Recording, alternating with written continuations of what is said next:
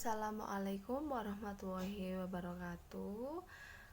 Di sini saya akan menjelaskan materi sesuai pada jurnal untuk yang pertemuan pertama ini ya. Pertemuan ke-1 tentang relasi dan fungsi. Nah, di situ dituliskan relasi. Misal A dan B adalah himpunan.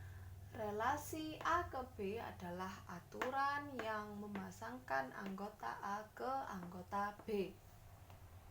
Sedangkan untuk fungsi, misal A dan B adalah himpunan, fungsi A ke B adalah aturan yang memasangkan setiap anggota A dengan tepat satu anggota B.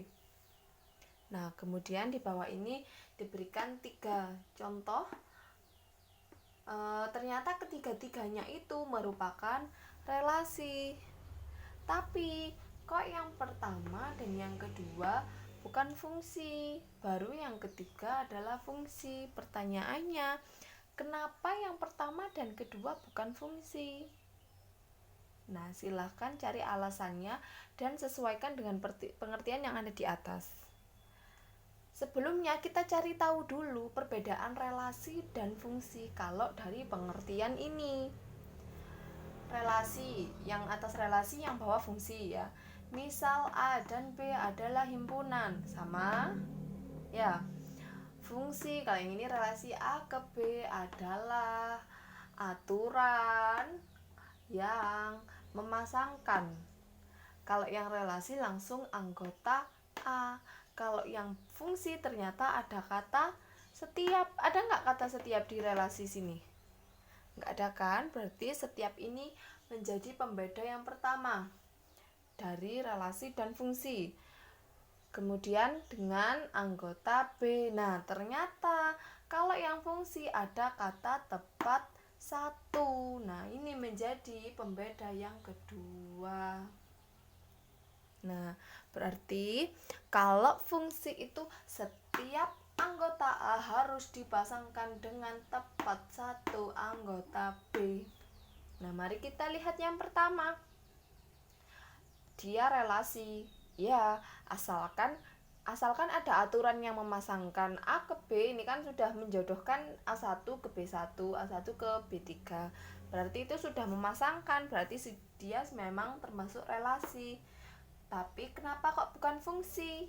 Nah, sesuaikan dengan pengertian fungsi ini. Setiap anggota A harus dipasangkan dengan tepat satu anggota B. Apakah ada anggota A yang tidak berpasangan dengan tepat satu anggota B? Silakan dicari. Nih, ya, A1, coba dilihat A1 ini. Dia A1 punya berapa pasangan? 2, yaitu B1 dan B3.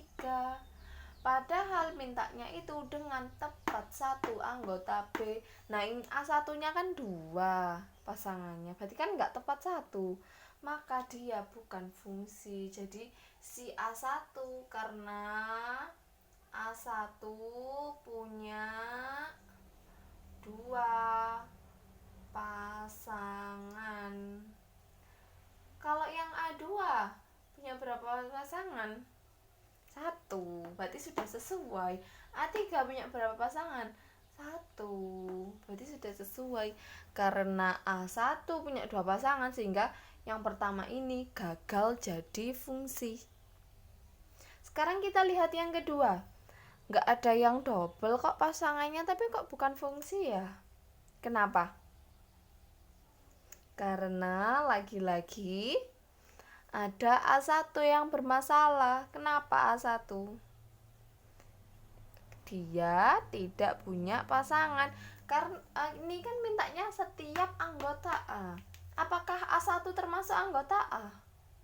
Iya, A1 adalah anggota A, maka dia harus punya pasangan. Nah, karena A1 nggak punya pasangan, maka dia bukan fungsi. Jadi jawabannya adalah bukan fungsi karena A1 tidak punya pasangan.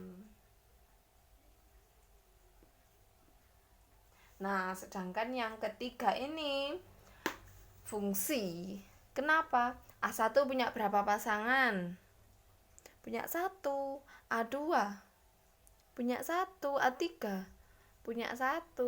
Anggota A ada berapa aja sih? A1, A2, dan A3. Semuanya punya pasangan nggak? Iya, dan masing-masing berapa? 1. Sehingga dia disebut dengan fungsi. Gitu. Coba kalau yang ini A1, A2, A3, apakah dia merupakan fungsi? Kalau relasi jelas ya, relasi. Apakah dia fungsi? Kenapa yo? Apakah dia fungsi atau bukan fungsi?